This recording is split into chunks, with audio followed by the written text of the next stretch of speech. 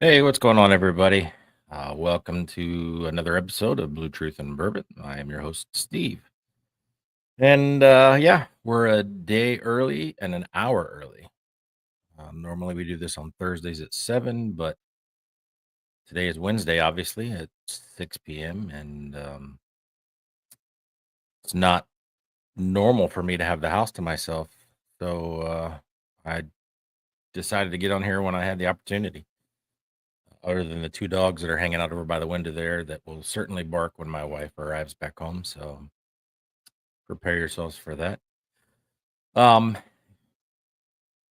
yeah, just kind of, this week and last week, I noticed some things in the news where we've lost several officers to who've taken their own lives, and I know we had Mark the Bon on here, and we talked about mental health and law enforcement, and I really didn't share much about my story, my battling of PTSD, and I wanted to get on here tonight.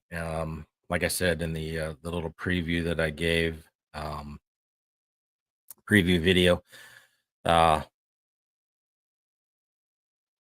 sometimes when it's somebody that's sharing their story, it makes it a little more real for you, and you can and understand it a little bit better. And maybe if you're going through some stuff, knowing somebody that's been through it, it makes it easier for you to reach out. So, yeah, that's kind of what we're doing this tonight. I don't know how long I'll be on here. Probably not very long, but I wanted to get on here and just share my story with you guys.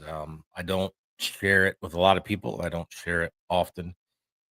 Um, I still have some bad days.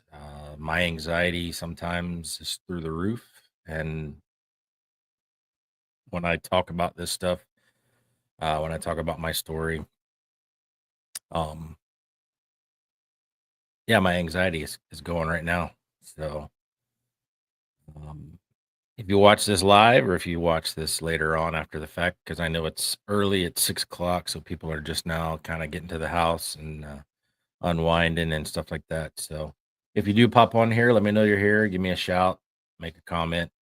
If you watch later on and you see this story, if you have questions or comments, don't hesitate to reach out. Send me a text message, a message on here. So I just found out recently that Facebook has a new policy. And so all the videos on my personal page, as well as the Blue Truth and Bourbon Facebook page, they will be deleted after 30 days. And so I'm going to start losing those on the page. So if there's something you've missed, if you want to catch up, you want to watch the other videos, you can always go to my YouTube channel, which is obviously Blue Truth and Bourbon Podcast, and also to Spotify and Apple.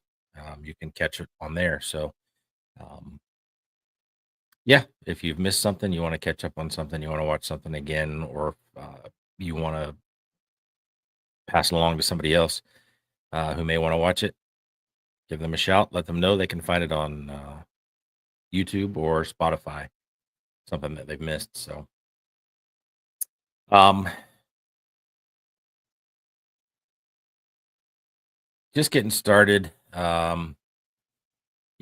Tonight is gonna be a little, I I mean, hopefully you're interested in hearing my story.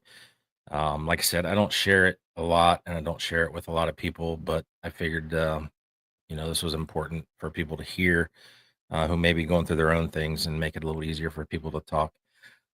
Like I said, if you watch the episode with Mark DeBona, um, I don't I don't wear my diagnosis, my PTSD diagnosis, as a badge of honor.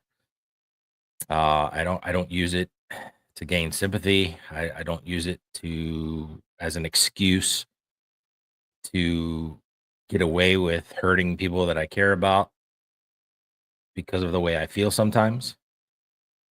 Um, I share because I honestly believe that it's important for people to know that they're not alone. And so that's why I'm going to share with you tonight. Because if some of you are going through something, some of the people may be going through something. Um, we've lost a lot of people here in the last 6, 8 months. Four from one agency. I don't know if you saw my post a couple weeks ago or a week ago, but they've had four suicide deaths in one agency out west. So very disheartening. And so, anything that I can do um, to let people know they're not alone, I'm willing to do it. So, most of you who are going to watch this know me. If you're watching this and you don't know who I am a 25-year veteran of law enforcement. 14 of those years were spent in leadership roles. And I was diagnosed with PTSD in September of 2022. And what I learned from my diagnosis and from through therapy is that I probably suffered um, with PTSD a lot longer, obviously, than just the diagnosis. Uh, I'd been suffering with it for a while. We just called it different things, right? Uh, we called it anxiety and depression. And me and my doctors obviously were trying to fix it with meds. And Armando, thanks for being here. I realized, or I learned through my diagnosis and through therapy, that the reason that the medicines weren't working for me is because we weren't treating the issues. We were just trying to mask the symptoms and the signs.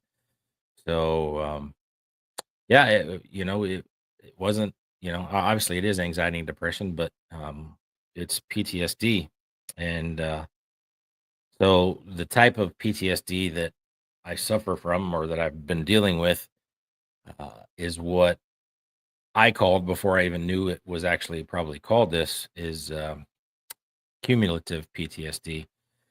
And that being that it's not one single traumatic event that occurred that caused my PTSD, but it was a accumulation of multiple events over, at the point of my diagnosis, what was almost a 24-year career at that point.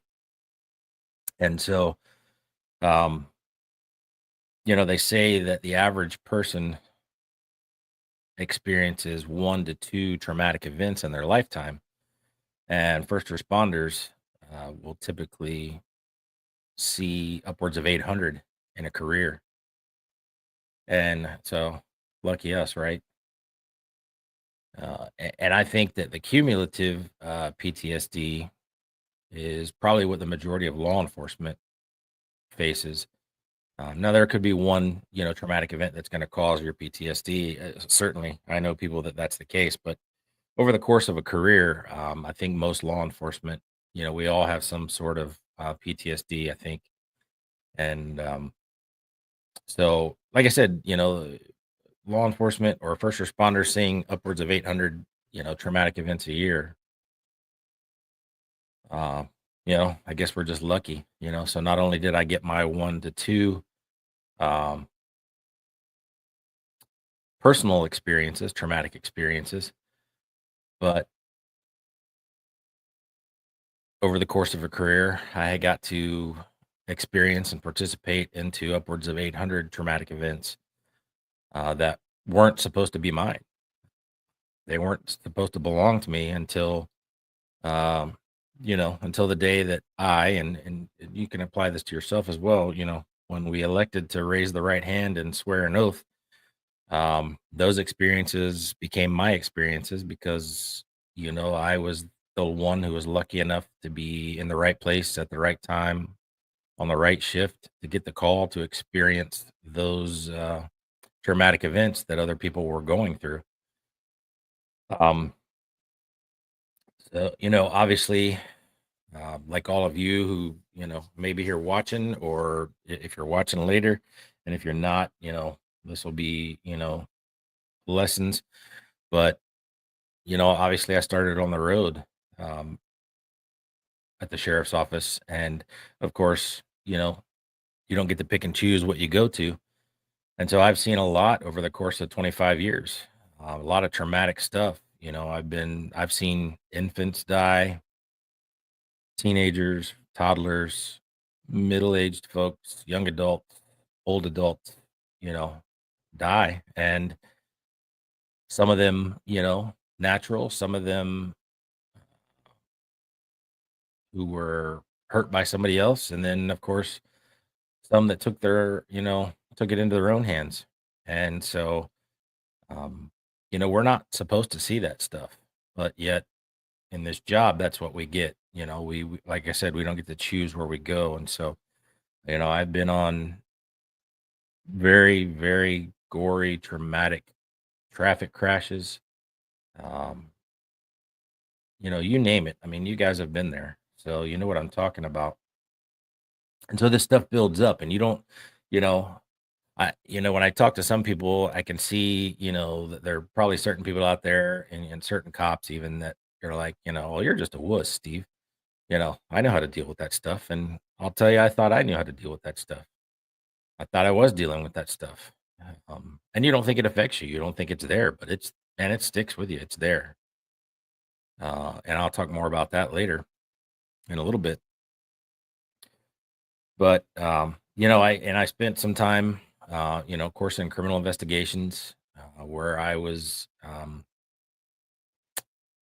a detective, responded to shootings and stabbings and attempted, people trying to unalive other people, and so I, saw pretty gory stuff there, pretty bad stuff. I was a supervisor, I was a sergeant in the domestic violence and child abuse section.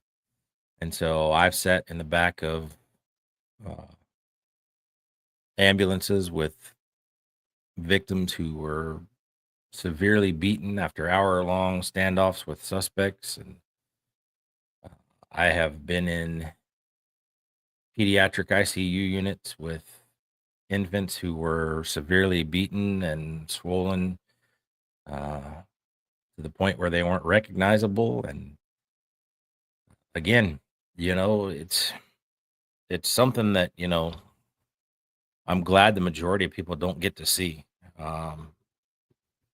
because and part of that is, most of you, if you're like me, when stuff like that happened at work, you came home and you talked about the cool stuff that happened, the vehicle pursuits and the foot pursuits and all the real cool stuff that happened. But when you saw stuff like that, man, you didn't share it.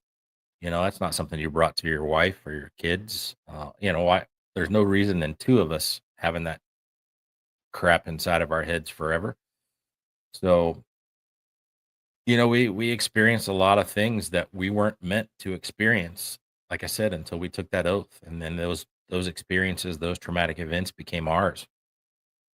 And so you can see, and compare it to your own careers, if you think, because, you know, when I was diagnosed and when I went through my therapy, man, things just flooded back in.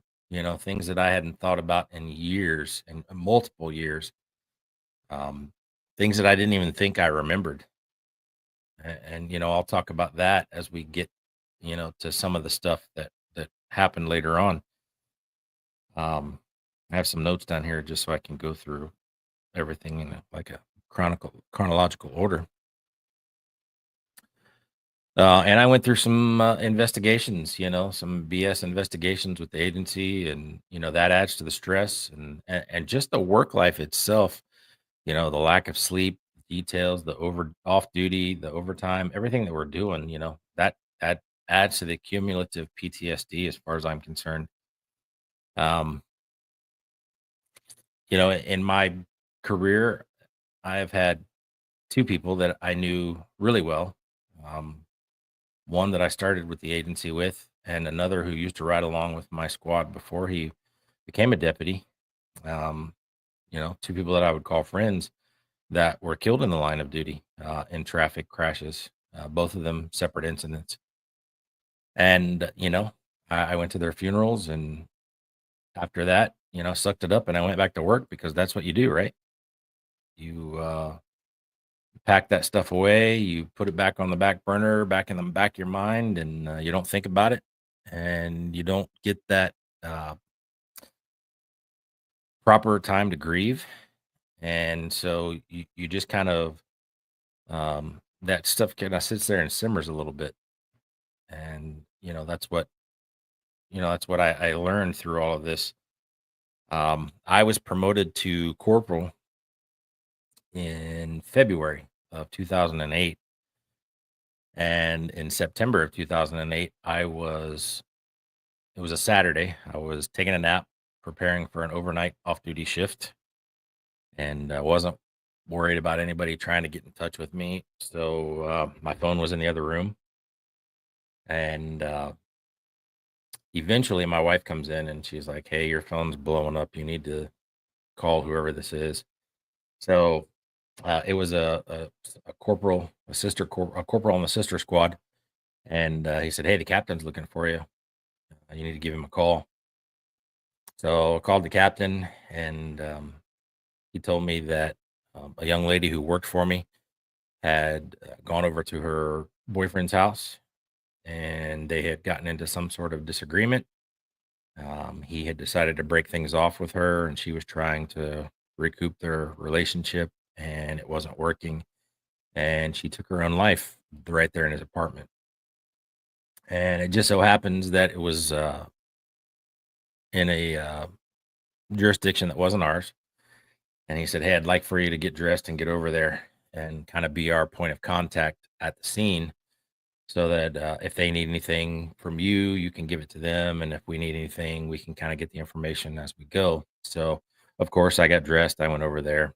And this girl, amazing, real young girl, young mother, single mother. And, she was very, very jovial, very excited, very, I mean, just salt of the earth, but just really good at her job. Always had a smile on her face. You know, the eyes. I mean, her eyes is what drew you to her. Had amazing eyes, and I would happily married. That's not, what I mean by that. She was just that's the feature. You could just see the light in her eyes, and of course, driving the whole way over there, I'm thinking, man, there's no way this happened this way. There had to have been a fight in there. He has done this to her. There's no way she did this to herself. And hey, so uh, I can't tell you to this day why, but that agency,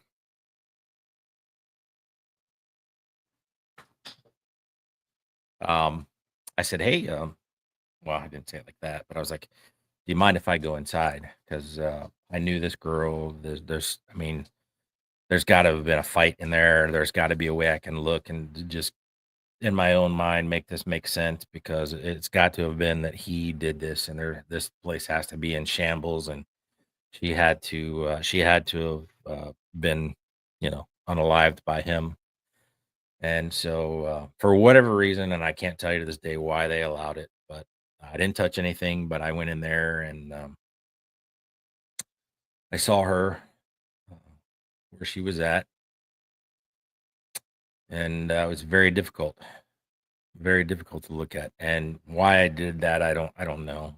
I don't know what possessed me to do it, um, but I mentioned the eyes before because I don't know.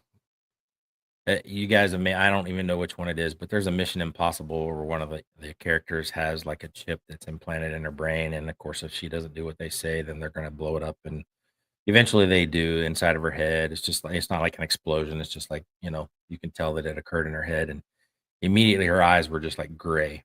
She was dead and her eyes were gray. And that's what I remember about this. Her eyes, there was just nothing there anymore. The eyes were gray. There was no light anymore. Her eyes were brown. She didn't have brown eyes anymore. Obviously, that's from the injury itself. But, and I don't tell you these things to make you feel bad or, you know, I'm not trying to be disgusting but I'm just trying to give you an idea of eventually the things that were going on in my life, that brought me back to, or that came rushing back when, after the therapy and, or during the therapy. And so, um, causes of the PTSD. So, um, and then, there was a one point that, I was the watch commander, and I was sitting at the office and a call went out, and it was a domestic violence, and it sounded from everything that the, young lady was being held inside of her apartment with her kids and apparently some other family members by her husband. Wasn't letting her out of the apartment, and so, I'm listening to this as it kinda progresses, and then at some point, there's a mention that there was a weapon involved, a gun, a pew pew, if you will, and, so I'm like, "Alright, well, things if this is involved, then things could go bad. Let me go ahead and head that way just in case." And as I'm driving over there, it's getting progressively worse, progressively worse, progressively worse. And at some point, she gets out of the apartment, she runs downstairs, and she gets into her car. And for the life of me, I don't know why she didn't just start the car up and leave. I don't know if she didn't have the keys. I don't know that, we ever figured all that out. We probably the detectives probably did, but, um, so at some point she's in her car, he's running around the car, he's got the pew pew, and, so we're making our way in. We don't know where the building is, but, because you know how it is with GPS and maps and all that stuff. You can put an address in, but 9 times out of 10 in these older apartment complexes, that's just not where it's at. So we had our general ideas, these 3 buildings, and so we start moving in. There's a lot of us. I mean, there's probably 15 of us walking in, and as we're walking in, all of a sudden we hear a gunshot, and you can tell which building it's coming from, and you can tell that it's kind of probably in a hallway.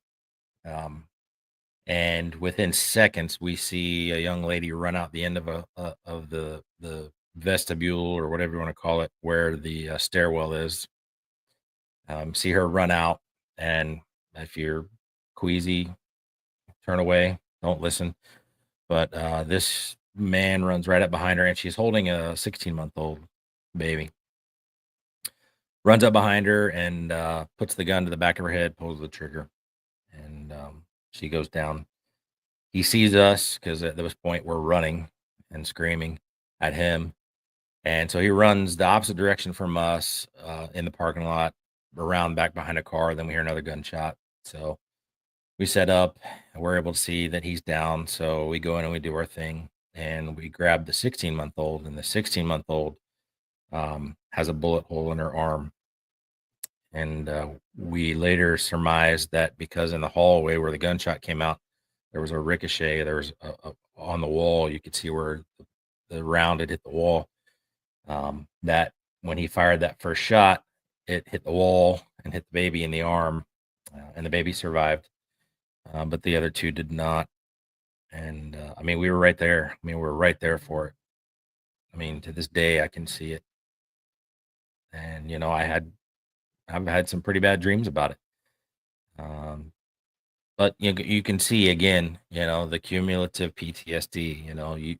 You feel like you know how to deal with it. You feel that it's working. You don't. I don't. I didn't dwell on those things. I didn't remember them every day of the week, but you just don't realize what your mind, captures and what it holds on to, and so the memories are there. You're just not, you're not thinking about them every day of the week, and so yeah, that just added to the thing. And then of course, I told you I was, diagnosed in September 22. In June 28th, 2022, the event happened that would change my career and my life. And I'll save you all the gory detail or all the details of the call and everything, but we had gotten a call of a guy that was talking about unaliving himself. And eventually he does, once we gain access to the apartment, even though, a family friend had gone in before us, because, we can't just go in somebody's apartment. We didn't know that he had unalived himself at this point. We just knew we couldn't get him to come to the door.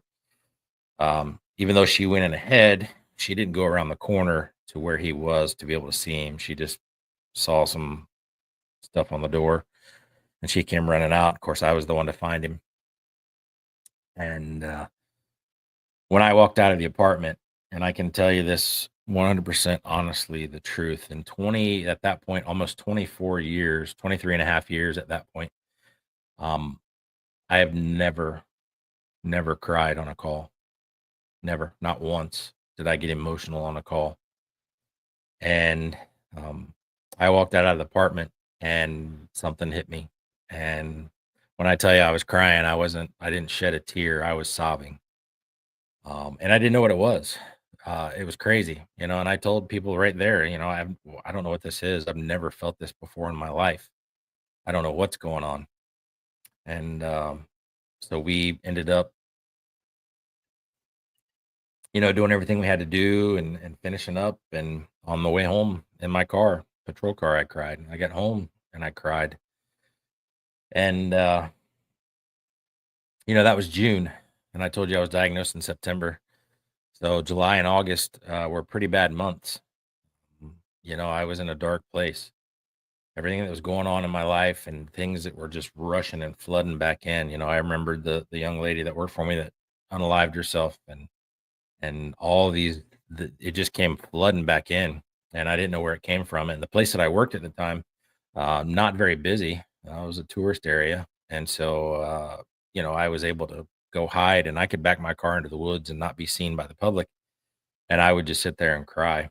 I mean, it was almost a daily occurrence. And I had some people at work that that were involved in the call and that weren't, but were still squad mates. And so we talked a little bit, but um, I was going through a really rough patch. I would come home and I didn't get blackout drunk. I didn't drink until I passed out, but I was drinking enough that I knew that I would be relaxed enough that when my head hit the pillow, I would go to sleep. That was the goal. I didn't want to give my mind time to wander. And so, lucky for me, in early September, someone at work, a coworker, a friend, reached out. I was at home, and he called and he said, "How you doing?" And I said, "Not good." And so we talked for a long while. And he said, "Have you reached out to anybody?" And I said, "Well, no, I haven't. I was considering it." And he says, "Well, let me do this. Let me call this place and see if she'll give you a call and see if you meet the criteria to get in there."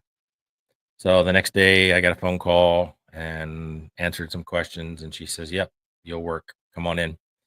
So I started therapy. And if you've never been involved in exposure therapy is, man, it's tough, because I relived that specific incident for quite some time in therapy because you go over it multiple times a day in the session. So, um, very difficult to do. And trying to read my notes to make sure that I do all this in the right order. But yeah, and through therapy, I kind of, I was dealing with a girl who was my therapist. And during our conversations, and I told her, I said, "I didn't understand this. I don't know why this happened.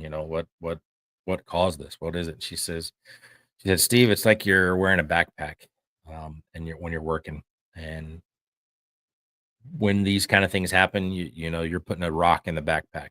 And she says, "Sometimes they're little tiny pebbles, and sometimes they're big boulders that you're putting into that backpack." She said, "It probably didn't matter what happened that day. Um, that's the one that broke the backpack."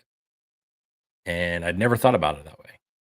Never really, I mean, obviously, I'm not a therapist, but that was the pretty good analogy, And so I share that with you, guys, when you're at work and these traumatic events happen, just remember, you're loading it in the backpack. It's in the back of the mind there. No matter how well you think you're dealing with it, um, maybe you're not. And so, yeah, I was diagnosed with PTSD. And like I told you at the beginning,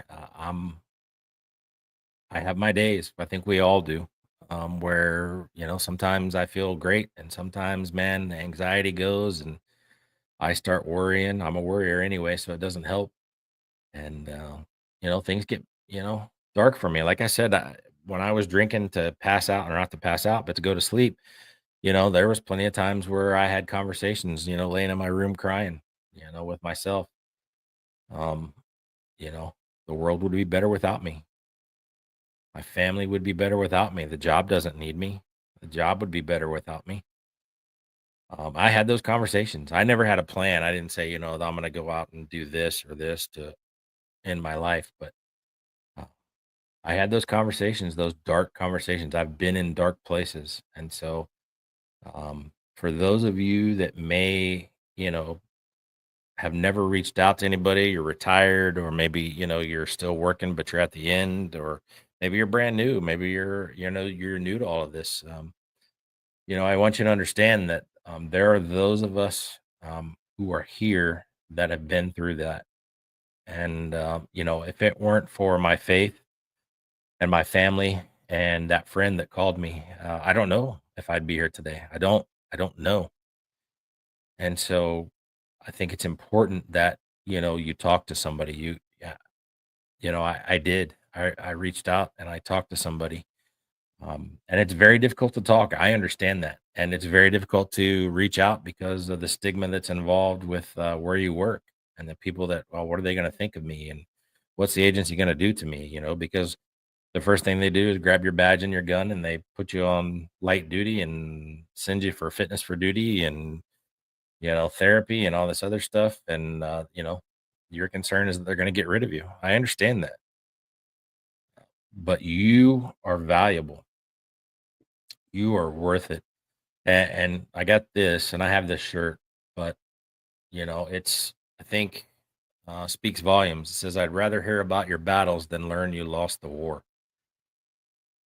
And folks, that's what it's all about. Uh, you know, so the reason I did this tonight, and I'm glad some of you are here. Um, for those of you that watch this later, thank you for watching. But I did this to let you know that there's someone out there that that has gone through some tough times, just like you may be going through. And, ultimately you're reaching out and getting help, whether you call me or call somebody else. I will always be here for you. If you're watching this and you can get a hold of me, I will always be here for you when things happen, if things happen. Um, there's been times over my life with my friends that I've received a phone call in the middle of the night or the evening, and they said, "Hey, so and so's hurting. We need to go meet." And I've dropped everything and we've gone. Um, so that's just who I am, and I will be here for you. But if you are going through some tough times, if you, like I said, I did this because I want you to know that I've been through tough times. I've been in dark places, and taking your own life is not the answer, because all that does is destroy other lives, and it robs us of you.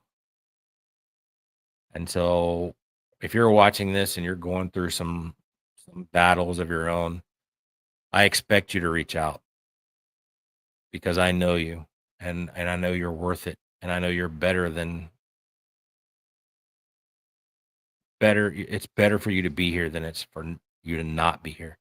Not be here for me, not be here for your family, not be here for your friends.